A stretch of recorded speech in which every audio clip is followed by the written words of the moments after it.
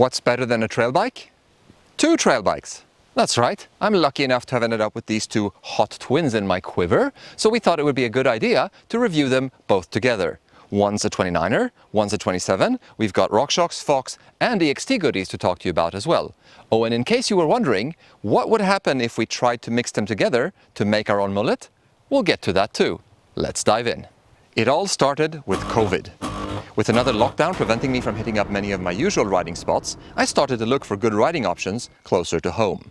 I ended up putting together a perfect little evening loop that I could ride straight out to from the house. 14 kilometers, 280 meters of total climbing, and a good mix of fun little single track sections, dirt road climbs, and spectacular views of the sea to make it extra special. The single track on offer here is flowy and fun, but with the lack of elevation, it was always going to reward a shorter travel bike that knows how to carry speed well. Some of the trail sections are pretty fast, and it can also get rough in spots, and it was against this backdrop that I set out to build my ultimate trail bike. I had previous experience with the Nukeproof Reactor after reviewing it here on the channel last year, so I knew it would be a great place to start. Some confusion in the warehouse saw me receive both a 27-inch frame and a 29er, which is how we've ended up with this double test. The 29er was originally built with EXT suspension, air up front and coil out back. Hope brakes and cranks, Shimano XTR 12-speed transmission, Crank Brothers carbon synthesis wheels, and specialized new T9 and T7 rubber for the rolling stock. If you want to see more of the 29er build project, you can check out our custom build edit right here on the channel. The link will be in the description below. As this test continued, we've moved on to reviewing the 2022 trail suspension range from Fox, so the bike currently bounces on the all-new 34 factory fork and Float X damper, both air. That's a blinged out build on this 29er, but rest assured, the 27-inch bike was not going to go wanting as we threw the kitchen sink at that one as well. RockShox Lyric Ultimate set at 160mm, a Super Deluxe coil for extra squish out back, NVM 730 wheels, Code RSC brakes and Shimano XT transmission. There's an NV cockpit here as well, and just like the 29er, the bike is finished off with Deity's Supra Cush grips, a clear favorite of mine. Once I got the 29er out on the trail, I knew I was onto a winner. With 130mm of travel out back and 140 up front, the bike presents a super lively and poppy character right from the first pedal strokes. Launching off natural little doubles and holding it wide open turns any section of single track into a playground, and the bike really is perfect for the kind of riding provided by this COVID loop I had put together. The bike climbs with ease and feels light and fast under the pedals, even though it's not a lightweight build by any means. When things get more serious, however, the bike is still there for it. Far from being overwhelmed, the Reactor 29er feels sure-footed and confidence-inspiring even as the trail gets rougher. The combination of short travel, big wheels and a coil shock really hit home for me, an intoxicating cocktail of trail bike pop mixed with the magic carpet ride of the coil shock. The EXT Storia features a hydraulic bottom-out bumper, which makes it particularly well suited for bikes with less progressive rear linkages. The Reactor is progressive enough to deal with it, but only just. We'll be testing the new DHX coil shock from Fox on this bike soon too, so stay tuned for more. As for the rest of the build, the Crank Brothers wheels have been awesome. The extra compliance offered by the front wheel really makes a difference, especially with relatively modest amounts of travel on tap. The new tire options from Specialized are nothing short of spectacular. The T9 compound is super grippy, and the Butcher tread pattern is sure-footed in pretty much any conditions. Moving on to the 27-inch bike, we set this one up with the 160mm fork in order to achieve similar axle to crown numbers between the two bikes. Those extra 20mm of fork travel really transformed this trail bike into a bit of a mini enduro hooligan. The differences in geometry aren't huge, but the shorter stays and slightly slacker head angle of the 27-inch bike provide for a different feeling out on the trail. Pedaling efficiency is still good, and the bike feels almost as poppy as the shorter travel 29er, but when things get steeper and rougher, the 27-inch bike with the longer fork is certainly more at ease.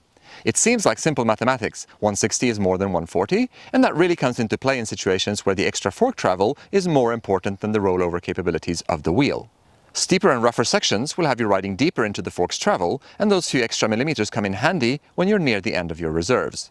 Another important topic to address here is tire clearance, specifically out back. If you ride aggressive trails that require you to move around the back of the bike more, the extra clearance of the 27-inch wheel is not to be neglected.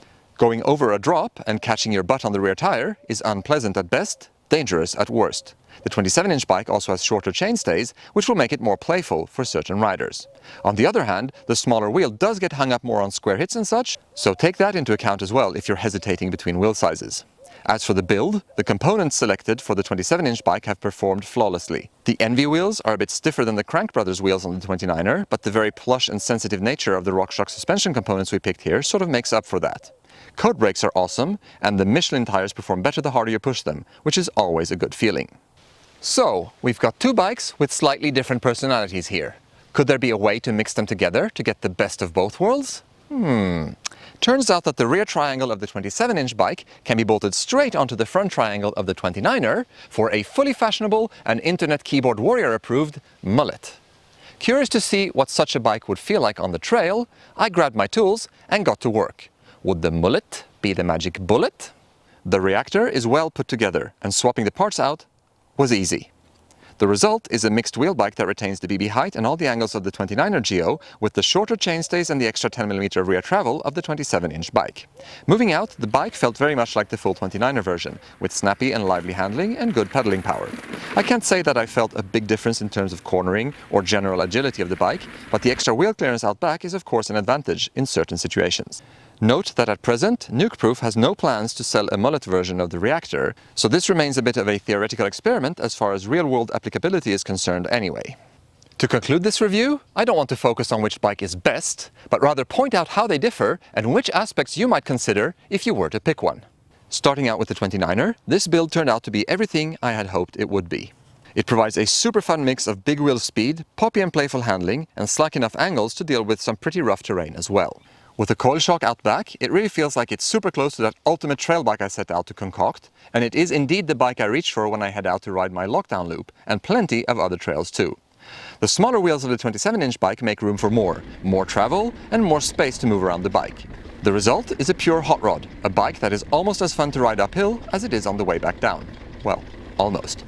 Thanks to the extra fork travel, this one can handle pretty much anything the trail can dish out, and the slacker head angle creates a very confident descender. If you're looking for a super fun trail bike but need a little extra wheel clearance out back, the 27-inch bike is the way to go. I would also say that if your trails are of the steeper and rougher variety, this one is the right choice as well. So what about that Mullet experiment then? Well, I kind of feel like these two bikes are almost defined by their fork travel, and because of that, the Mullet remains very close to the 29er in terms of general handling and aptitude for dealing with rougher trails. As such, I don't think the Mullet presents enough advantages to be a necessary option in the Reactor lineup. For most general trail riding needs, in particular if you're a taller rider, the 29er is the obvious choice. If you want to get a little bit more rowdy, or you need that extra tire clearance out back, full 27 is the way to go. That's the end of this review. We hope you enjoyed it. Thanks for taking the time to tune in. As always, don't forget to like, comment and subscribe. And until next time, happy trails.